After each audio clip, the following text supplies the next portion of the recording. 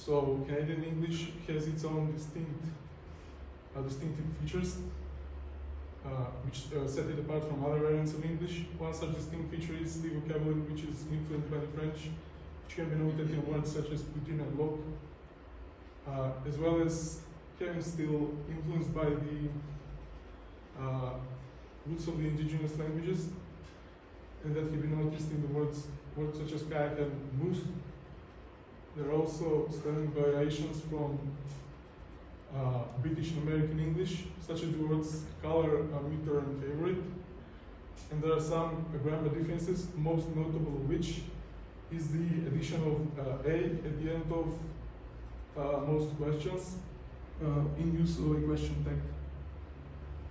There are also differences in the way the Canadians pronounce words in English, and that is that mostly takes place in Canadian rising, which is when certain diphthongs are pronounced higher, such as the example house becomes loose, as well as the Canadian shift, which is a certain phenomenon in which certain vowel sounds differ from British and American English, and certain vowels are also lower and more rejected.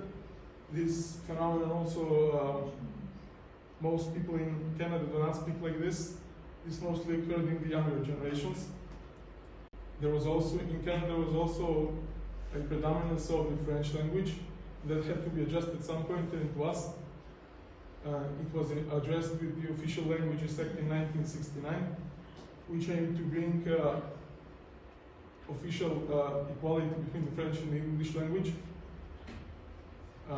as well as accentuate the bilingualism in Canada. What also contributed to this was